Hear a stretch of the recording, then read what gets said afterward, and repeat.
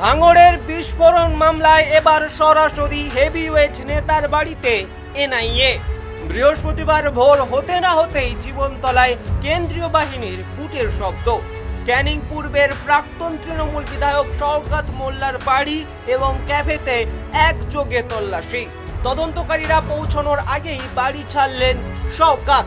গ্রেপ্তার হওয়া তৃণমূল নেতার সূত্র ধরেই কি এবার টান পড়ল বড় রুই কাতলায়। কি এই ভাঙড় বিস্ফোরণ মামলা, আর কেন শওকত মোল্লাকে ঘিরে বাড়ছে সন্দেহের তীর? আসুন খোলসা করা যাক। নমস্কার, আপনারা দেখছেন টাইমস নাও খবর। আমি সৌগত। আজ বাংলায় এক মস্ত বড় রাজনৈতিক ও ইনভেস্টিগেটিভ খবর নিয়ে আপনাদের সামনে হাজির হয়েছি। দক্ষিণ চব্বিশ পরগনার রাজনীতিতে যিনি অত্যন্ত দাপুটে এবং পরিচিত নাম, সেই প্রাক্তন তৃণমূল বিধায়ক শওকত মোল্লাকে ঘিরে এখন তোলপাড় রাজ্য রাজনীতি। শিরোনামটা দেখে বুঝতেই পারছেন, আজ কোনো সাধারণ তল্লাশির খবর নয়। আজ কেন্দ্রীয় তদন্তকারী সংস্থা এনআইএর এক বিরাট অপারেশনের ইনসাইড স্টোরি আপনাদের সামনে রাখবো। বৃহস্পতিবার ভোর থেকে জীবনতলার বাড়ি, দলীয় কার্যালয় থেকে শুরু করে শওকত মোল্লার ছেলের ক্যাফে, সব একযোগে ঘিরে ফেলেছে এনআইএ ও কেন্দ্রীয় বাহিনী।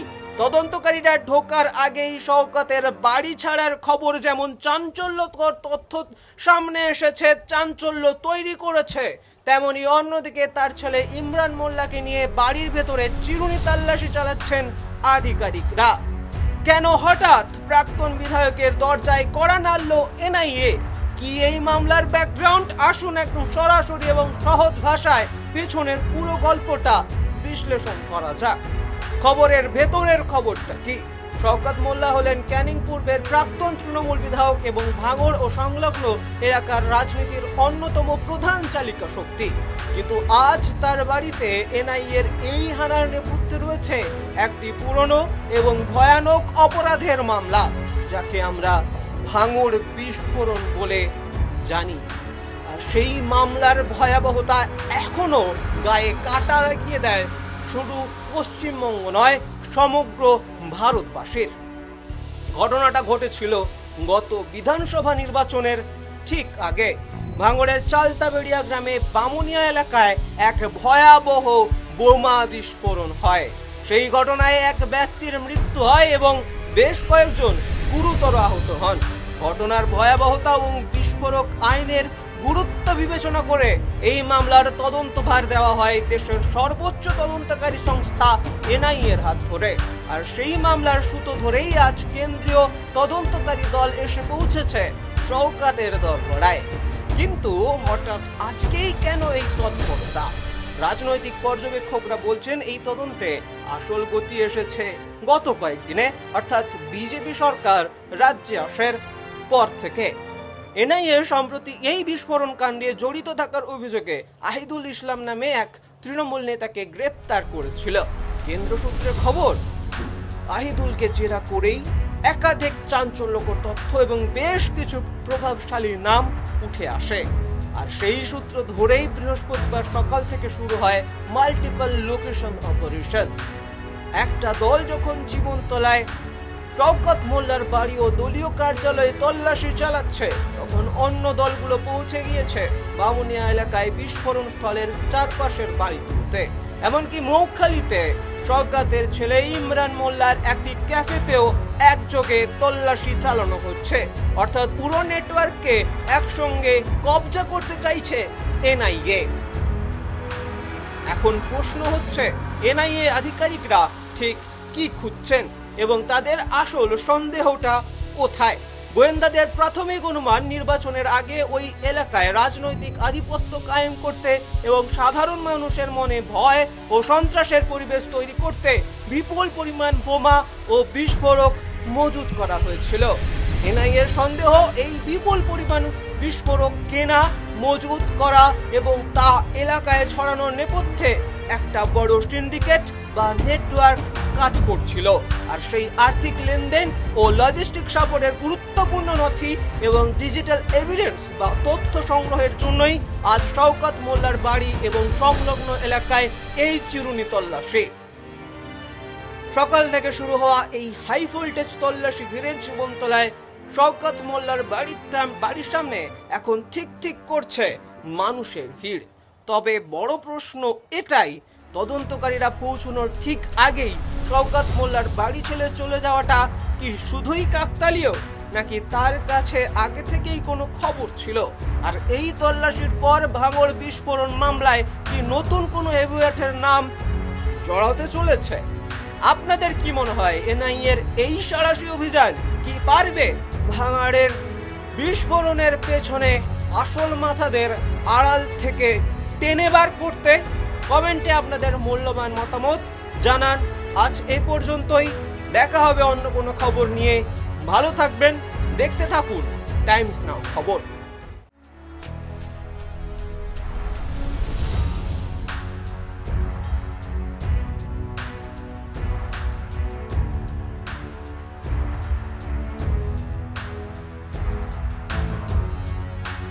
ভাঙড়ের বিস্ফোরণ মামলায় এবার সরাসরি হেভিওয়েট নেতার বাড়িতে এনআইএ। বৃহস্পতিবার ভোর হতে না হতেই জীবনতলায় কেন্দ্রীয় বাহিনীর বুটের শব্দ। ক্যানিং পূর্বের প্রাক্তন তৃণমূল বিধায়ক শওকত মোল্লার বাড়ি এবং ক্যাফেতে একযোগে তল্লাশি। তদন্তকারীরা পৌঁছানোর আগেই বাড়ি ছাড়লেন শওকত।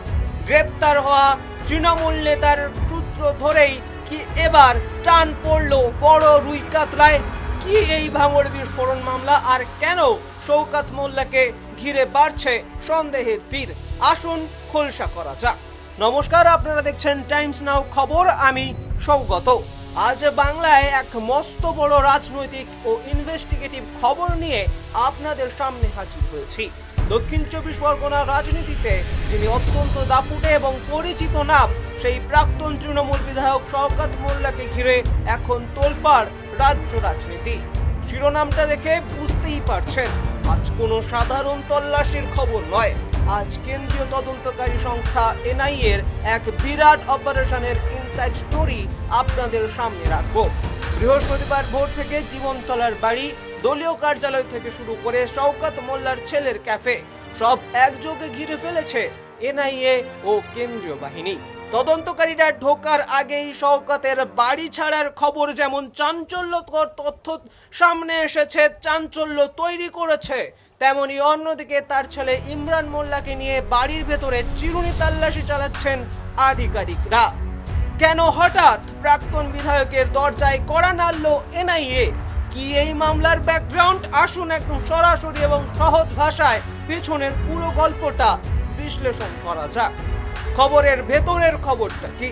শওকত মোল্লা হলেন ক্যানিং পূর্বের প্রাক্তন তৃণমূল বিধায়ক এবং ভাঙড় ও সংলগ্ন এলাকার রাজনীতির অন্যতম প্রধান চালিকা শক্তি। কিন্তু আজ তার বাড়িতে এনআইএর এই হানার নেপথ্যে রয়েছে একটি পুরনো এবং ভয়ানক অপরাধের মামলা, যাকে আমরা ভাঙড় বিস্ফোরণ বলে জানি।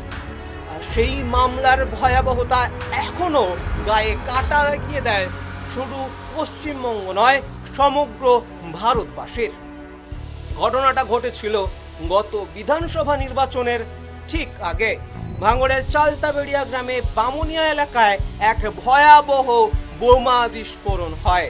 সেই ঘটনায় এক ব্যক্তির মৃত্যু হয় এবং বেশ কয়েকজন গুরুতর আহত হন। ঘটনার ভয়াবহতা এবং বিস্ফোরক আইনের গুরুত্ব বিবেচনা করে এই মামলার তদন্তভার দেওয়া হয় দেশের সর্বোচ্চ তদন্তকারী সংস্থা এনআইএর হাত ধরে। আর সেই মামলার সুতো ধরেই আজ কেন্দ্রীয় তদন্তকারী দল এসে পৌঁছেছে শওকতের দরগড়ায়। কিন্তু হঠাৎ আজকেই কেন এই তৎপরতা? রাজনৈতিক পর্যবেক্ষকরা বলছেন এই তদন্তে আসল গতি এসেছে গত কয়েকদিনে, অর্থাৎ বিজেপি সরকার রাজ্যে আসার পর থেকে। এনআইএ সম্প্রতি এই বিস্ফোরণ কাণ্ডে জড়িত থাকার অভিযোগে আহিদুল ইসলাম নামে এক তৃণমূল নেতাকে গ্রেপ্তার করেছিল। কেন্দ্র সূত্রে খবর, আহিদুলকে জেরা করেই একাধিক চাঞ্চল্যকর তথ্য এবং বেশ কিছু প্রভাবশালী নাম উঠে আসে। আর সেই সূত্র ধরেই বৃহস্পতিবার সকাল থেকে শুরু হয় মাল্টিপল লোকেশন অপারেশন। একটা দল যখন জীবনতলায় শওকত মোল্লার বাড়ি ও দলীয় কার্যালয়ে তল্লাশি চালাচ্ছে, তখন অন্য দলগুলো পৌঁছে গিয়েছে বামুনিয়া এলাকায় বিস্ফোরণ স্থলের চারপাশের বাড়িগুলোতে।